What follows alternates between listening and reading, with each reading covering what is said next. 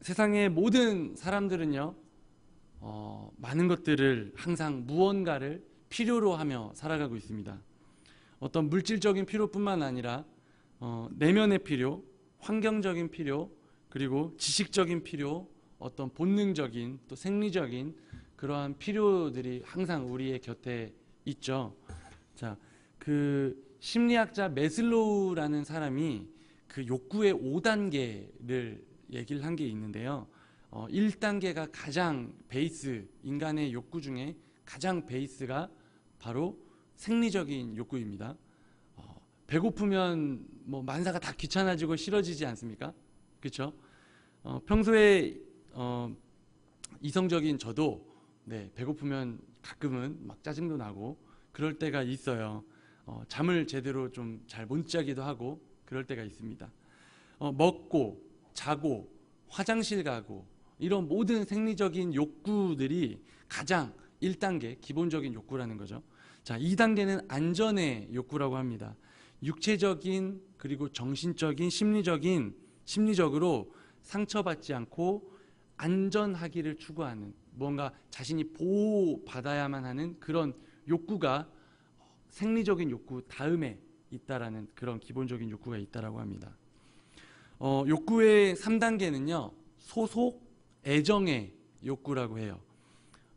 사회적인 동물이라는 인간은 사랑하고 싶고 또 사람들하고 어울리고 싶고 가족을 이루는 등 이런 관계 속에서 살아가는 의미를 찾아가는 거죠. 그리고 네 번째는 존경의 욕구라고 합니다. 인정받고 주목받고 환영받고 하고 싶어하는 욕구입니다.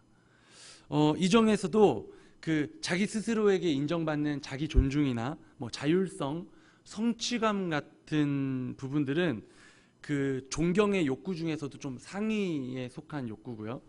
타인에게 인정받고 싶은 욕구는 좀 하위에 속한 욕구라고 해요. 그리고 5번째 마지막 욕구는 자아 실현의 욕구입니다. 이것은 이제 최고 수준의 욕구로서 항상 스스로 발전과 성장을 이루고자 하는 그런 욕구죠. 그래서 내 존재의 이유를 찾고 잠재력을 완전히 활용하는 그런 단계라고 합니다. 이게 이제 1단계부터 5단계까지 있는데 이 단계가 낮아질수록 뭔가 좀 동물에 가까운 그런 욕구고요. 단계가 올라갈수록 좀 인간에 가까운 이제 그런 욕구라고 볼 수 있습니다. 그만큼 우리 인간 자체는요, 머리부터 발끝까지 온갖 욕구와 필요로 가득 차 있다고 이 이제 5단계 욕구 이론을 통해서 설명할 수가 있는데, 왜 그럴까요? 왜 그렇게 될 수밖에 없을까? 그것은 우리가 성경에서 찾아볼 수 있을 것 같아요. 여러분, 인간은 무엇으로 지어졌나요? 이럴 때 대답하셔야 됩니다. 인간은 무엇으로 지어졌죠? 흙으로 지어졌습니다. 원어적인 표현을 보면요, 우리가 이제 생각하는 흙은 뭐 땅의 진흙이나 뭐 이렇게 모래 같은 그런 흙을 생각하는데, 원어적인 표현을 보면은 먼지, 허무한 존재라는 뜻을 가지고 있어요. 그 흙이라는 게. 그렇기 때문에 인간은요, 하나님께서 우리에게 생기를 부어주시기 전까지는 먼지와 같은 존재, 허무한 존재였다라는 거겠죠. 그렇기 때문에 인간은 원래부터 불완전한 존재로 태어났습니다. 그 자체로는 어떤 가치를 가질 수 없는, 무언가 채워줘야만이 그런 인간으로서의 가치를 가질 수 있는 그런 존재로 인간은 지어졌다는 거죠. 하나님이 인간의 코에 생기를 불어넣을 때부터 인간은 호흡을 하기 시작했죠. 그리고 인간을 위해서 에덴 동산에 먹기 좋은 열매로 하나님께서는 채워주셨습니다. 이것은 인간이 창조될 때 숨을 쉬기 위해서 공기가 필요했고, 또 배고픔을 극복하기 위해서 음식이 필요했다라는 것을 말해주고 있죠. 이스라엘 백성이 출애굽을 할 때를 한번 생각해 볼게요. 하나님의 위대한 목적은요, 그들이 애굽을 벗어나서 가나안 땅으로 들어가는 것이 목적이었습니다. 하지만 그 과정은요, 그 과정의 이야기들을 자세히 보면요, 이스라엘 백성의 필요를 하나님이 그때그때 성실하게 채우는 그런 내용으로 가득 차 있어요. 출애굽을 하던 이스라엘 백성이 뜨거운 태양을 만날 때는요, 구름 기둥으로 그 태양을 가려주시고, 그리고 어두움으로 가득 찬 밤에는 불기둥으로 또 그들의 필요를 채우셨고요. 그들이 배고플 때는 만나를 주셨죠. 그리고 그들이 고기가 먹고 싶다고 불평할 때는 메추라기를 내려서 고기를 또 먹게 해 주셨죠. 이스라엘 백성의 긴 여정의 목표는 가나안 땅이었어요. 가나안 땅이었지만 이 목표를 향해 가는 모든 현실 속에서 부딪히는 필요의 문제를 채워 나가시는 하나님을 우리는 출애굽 이야기를 통해서 발견할 수가 있다는 거죠. 우리 인간은 항상 부족합니다. 그렇죠? 여러분 만족이 잘 안 되시죠? 항상 부족함을 느끼죠? 외부의 어떤 것으로도 채우지 않으면 정말 살아갈 수가 없어요. 자, 이 더 무더운 여름날 에어컨 바람 없이 살아가기 힘들잖아요. 그죠? 그런 것처럼 정말 한 1분 1초라도 무언가 계속 공급받아야 되는 존재라는 겁니다. 그렇게 우리가 물질, 건강, 환경적인 필요를 채워달라고 간구하는 기도는 꼭 필요한 기도예요. 혹은 어떤 사람들은 이래요. 그런 기도는 너무 세속적이다 라고 말하는 사람도 있습니다. 그렇지만 그렇지 않습니다. 하나님께서는 우리의 삶의 모든 필요를 아시고 꼭 채워주시는 분이심을 우리는 믿어야만 합니다. 자, 오늘 본문 말씀에서도요, 예수님은 사람들의 필요를 채우셨어요. 그것이 예수님의 3년의 공생의 기간 동안 하신 가장 주된 사역이었습니다. 예수님은 인류의 생명을 구하기 위해 이곳 가운데 오셨죠. 그리고 그의 삶의 가장 위대한 목표는 십자가에 달려서 인간의 모든 죄를 짊어지고 그들의 죄를 용서하기 위한 하나님의 구원의 방법이었잖아요. 그런데 우리는 그 과정을 좀 주목을 해야 됩니다. 예수님이야말로 사람들의 필요를 채우는 것에 인생을 바치신 분이라는 거죠. 예수님의 속죄 구원 사역은 고난과 죽음을 통해 단번에 이루셨습니다. 하지만 우리를 구원하시려고 십자가에 달리기 전까지 3년 동안 예수님은 사람들의 필요를 보시고요, 그 필요를 채우는 사역에 인생의 모든 시간을 보내셨다라는 거예요. 오늘 말씀을 보면 메시아의 오심을 전하다가 감옥에 갇힌 세례 요한이 나오고요. 그 세례 요한이 예수님에게 이제 제자들을 보내요.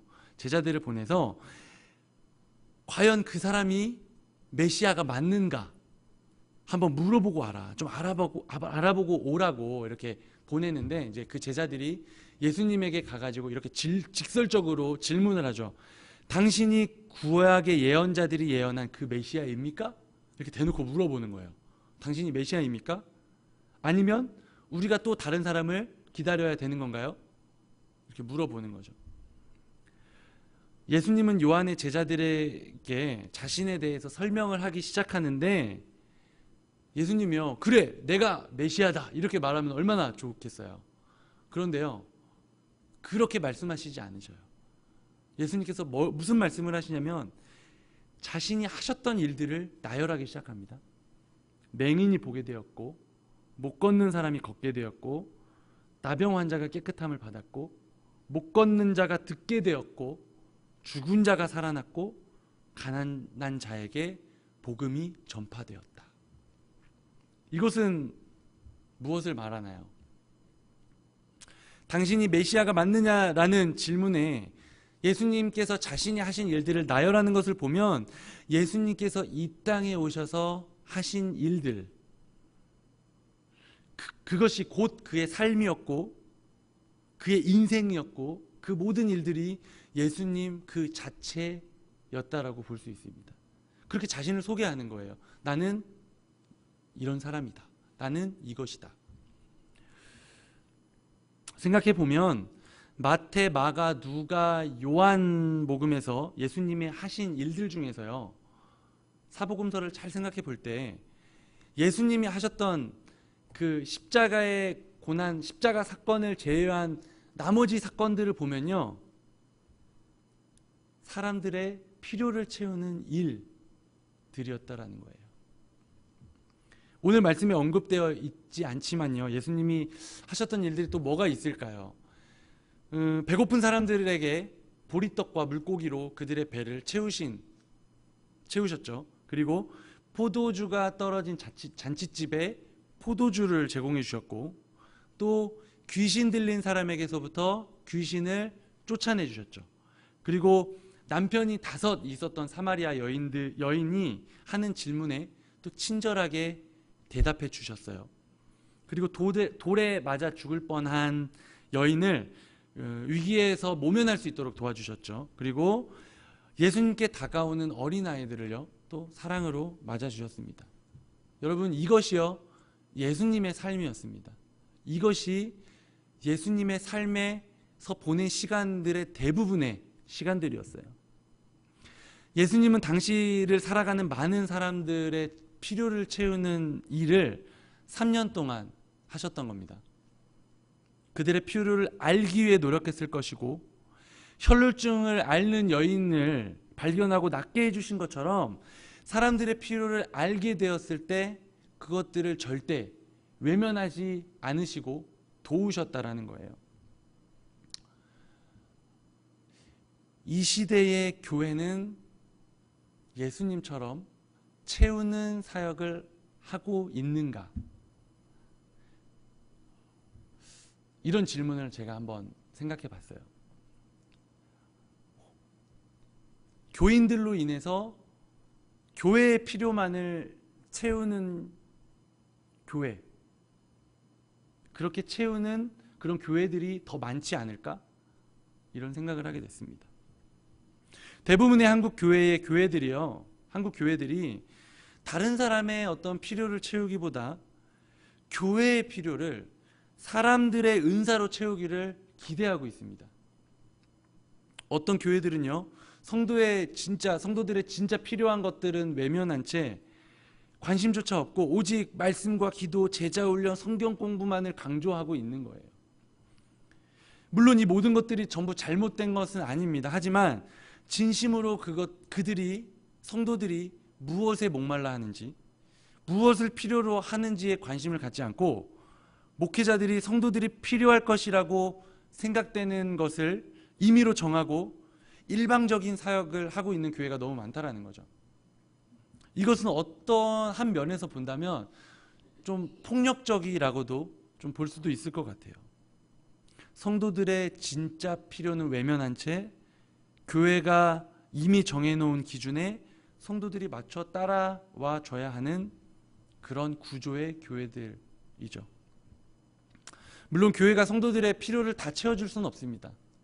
하지만 예수님께서 하셨기 때문에 우리 또한 그러한 교회, 그러한 공동체를 세워나가야 하는 것이 마땅하다고 보는 거죠.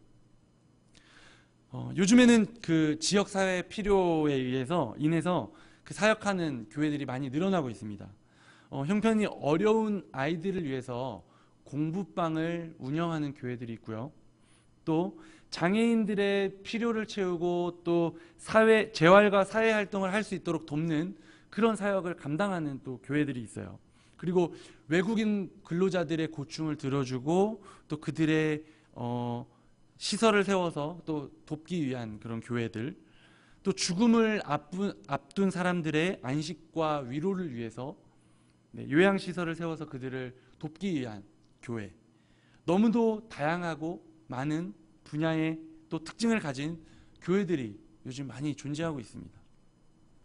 이 교회들의 출발은요, 굉장히 단순합니다. 그들의 필요를 보았고 그것을 채우기 위한 사역이라는 거죠. 단순하죠. 지역의 필요와 요구를 듣지도 않고 알아보지도 않은 채 공부방을 세울 수는 없는 거잖아요. 그렇죠? 외국인 근로자가 한 명도 없는데 외국인 근로자를 위한 사역을 할 수는 없는 거예요. 사역이 있기 전에요, 필요가 있어야 된다는 거죠. 우리는 어떤 교회가 되어야 할까요? 우리 소망교회는 어떤 교회가 되어야 할까요? 그리고 우리는 어떤 성도가 되어야 할까요? 개인의 삶에 있어서도 마찬가지입니다. 우리의 삶의 방향을 정하기 전에, 또는 어떤 교회의 봉사나 사역의 방향을 정하기 전에 누군가의 필요를 깨달아야만 한다는 거죠. 그 누군가의 필요가 남 일이 아닌 마치 나를 부르시는 하나님의 음성으로 들리고, 또 그 누군가를 위해 하나님께서 계속해서 기도하게 하신다면 그것이 우리의 사명일 수 있고, 그것이 우리가 감당해야 할 몫일 수 있다는 겁니다. 우리가 정하고 정한 방식대로 움직이는 신앙생활은요, 결코 이 세상에 영향력을 끼칠 수가 없어요. 우리는 하나님께서 누군가의 필요를 보게 하시고 듣게 해달라고 간절히 기도해야 합니다. 그게 우리의 삶의 방식이 되어야 되고요, 그게 우리 신앙생활의 방향이 되어야 한다는 거예요. 앞서 행하시는 하나님의 세밀한 음성을 기다리는 훈련이 우리 소망교회, 또 우리 모두에게 필요하다라는 거죠. 오해하지 말 것은요, 나를 필요로 하는 사람은 아무도 없을 거야 라는 생각을 절대 가져서는 안 됩니다. 무언가를 필요로 하는 사람은요, 그 필요를 특정한 사람에게서 찾지 않아요. 그것을 채워줄 누군가를 찾는 거죠. 그 필요를 깨닫고 그것이 나의 사명으로, 내가 해야 할 사역으로 생각되는 사람들은 누구나 그들이 필요로 하는 사람이 될 수 있습니다. 교회에서 하는 봉사도 마찬가지겠죠. 하나님은 우리를 부르시기 전에 어떠한 필요를 보게 하실 거예요. 그것이 내가 감당해야 할 사명이라고 생각될 때, 그것이 나의 사명, 내가 해야 할 그런 일이 되는 거죠. 물론 단정 지을 수 없습니다. 한 번에 이것이 옳다 이렇게 단정 지을 수는 없지만, 기도하면서 계속 확인해 나가는 그런 과정들도 필요한 거죠. 하지만 그 출발점은 내가 하고 싶은 일, 내가 잘하는 일, 그것을 해야지가 아니라, 그것으로 누구에게 어떠한 필요를 채울 수 있을까? 내가 할 수 있는 일로, 아니면 내가 지금 어떤 필요가 보이는데 그걸 내가 어떻게 채울 수 있을까? 그것이 우리의 사명의 출발점, 우리의 봉사의 출발점이 되어야 된다는 거죠. 여러분, 그것이 바로 예수님의 삶이셨습니다. 예수님은요, 사람들의 필요를 볼 때, 누군가의 도움을 봐야 할 때 결코 외면하지 않으셨어요. 그것이 곧 내가 해야 할 일. 보이면 그것이 하나님께서 나를 부르신 곳. 이렇게 예수님의 삶이 그러했다라는 거죠. 3년 동안의 시간 동안 예수님은요, 사람들을 계속해서 만나고 사귀면서 이 사람은 어떤 도움이 필요할까? 저 사람은 어떤 어려움이 있을까? 이 사람은 왜 이렇게 표정이 어두울까?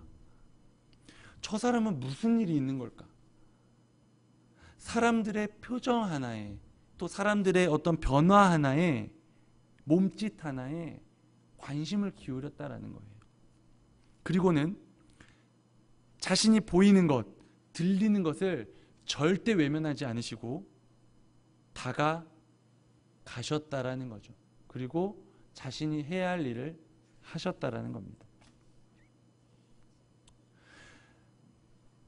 예수님이 많은 사람들을 만나고 그들의 이야기를 듣고 그들의 필요를 채우신 것처럼, 우리 소망교회의 모든 성도님들이 예수님처럼 그렇게 살아가시기를 간절히 바랍니다.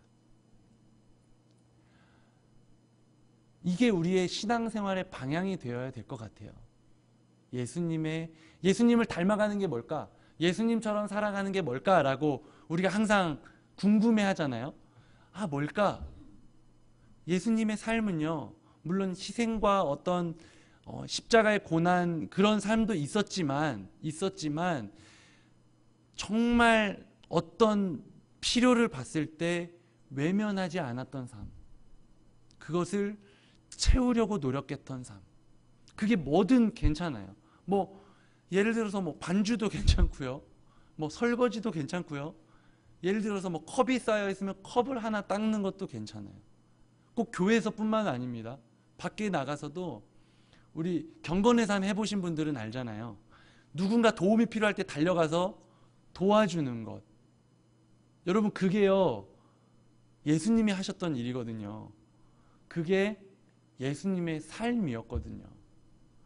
우리 믿는 사람들이 그런 그 모든 필요와 도움에 어떤 요청되는 그런 부분들을 봤을 때 외면하지 않고 다가가 주는 것, 외면하지 않고 관심 가져 주는 것이 예수님의 제자된 우리들의 삶이 되어야 되지 않을까, 그렇게 생각해 봅니다.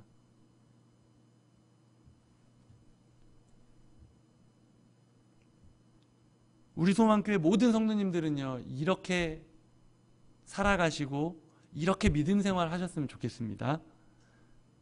각자의 하나님의 베푸신 은혜대로 신앙생활을 하시기 바랍니다. 그리고 그것과 더불어 누군가 필요로 하는 곳에서 그들의 필요를 채워주는 그리스도인들이 되셨으면 좋겠어요. 우리가 몸담고 있는 우리 소망 교회가 그런 공동체가 됐으면 좋겠습니다. 그래서 결국에는 이러한 필요를 채우는 과정을 통해, 또 그런 사역을 통해 주변의 많은 사람들이 우리의 삶의 목표인 하나님 나라의 구원받는 백성으로 영원히 살 수 있는 복을 우리만 아니라 우리 주변에 있는 모든 사람들이 함께 누렸으면 좋겠어요. 여러분, 그렇게 살아가실 수 있으시겠어요? 그렇게 살아가실 수 있으시겠어요?